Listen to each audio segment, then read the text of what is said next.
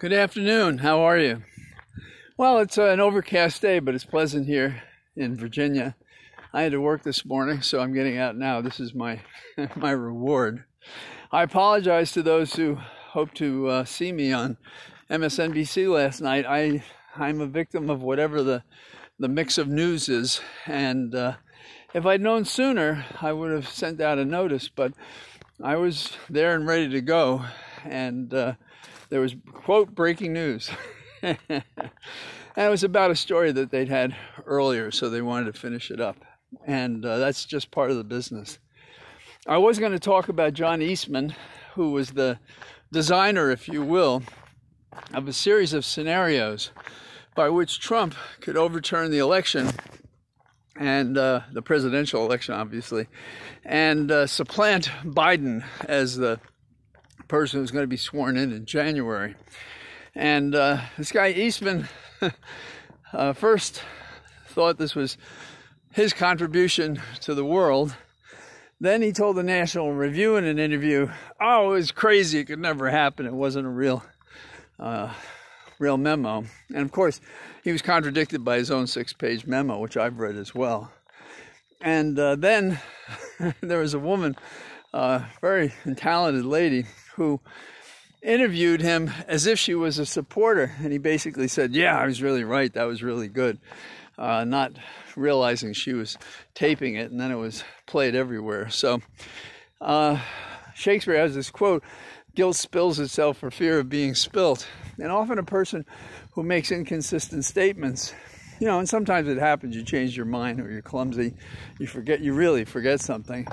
But this was so close in time, plainly he was trying to deceive us. And now the committee intends to have him up to talk to him about his role in the insurrection.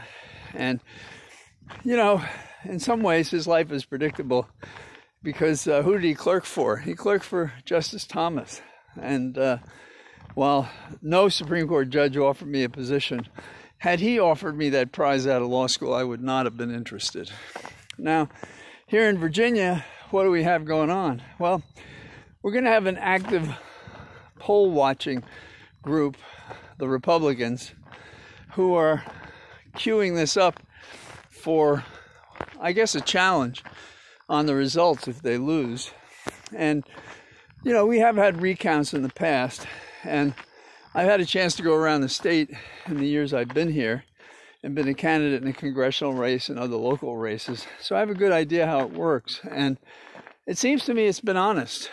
And so I don't expect poll watchers to find anything. They may interfere, and we'll hear about that, but otherwise. And there are some candidates that realize they're in the fight of their life. There's one local candidate, Wendy Goditis, who, super lady, very talented, has won a race. I'd been asked to run in that race. I would have had to move to do so, and I wasn't comfortable doing that because of our animals, our farm, and I don't know. I just didn't think it was right. And I was glad that she ran because she ran a great campaign and she won. But she's fighting for her political life in the narrower margin. And one of her questions is, how do you deal with disinformation? Lincoln's answer, well, you got to answer it. And there are answers when people are lying. But the trouble is, whose megaphone is louder? And she had money when she ran to get the office, but there's a quiet apathy a little bit. The presumption, I think, that if you won, you'll continue to win, and that's just not true in politics. Politics is a contact sport, and you have to be there all the time.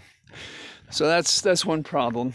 The Supreme Court's going to hear on Monday the emergency motion by the Department of Justice to stay the Texas abortion bill while the case is being considered. And in their brief, they said, if Texas is right, then no decision is safe.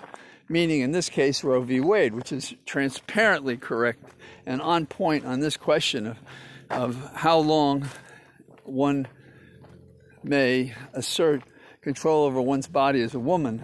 And it's, 24 weeks. It's not 6. So there is that. I'm a signatory on an amicus brief with a lot of other people that was written by some very talented people in support of the Department of Justice position they'll be arguing Monday. And I'll probably put up the link to it because you can hear the argument if you want to, if you're interested in it as I am. Then the final thing is there's something very interesting happening on the Hill. Now, Biden has always had a reputation when he was on the Hill of getting things done.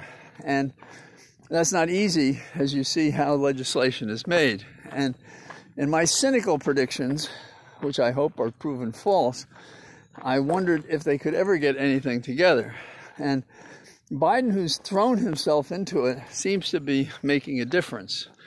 Now, sometime today, as I understand it, they're going to bring an agreement to the floor in the House, which is going to endorse these two bills, including the revisions to the bill that was not it doesn't have all of the things. Sorry for that. I was trying to avoid a log. It doesn't have all of the things that the original proposals had, but it does save things like universal pre-K, and it has efforts to combat climate change, despite our boy Manchin. And it also is concerned about the ultra-wealthy as a way to pay for it. So it would come out to $1.75 billion rather than the 3.5.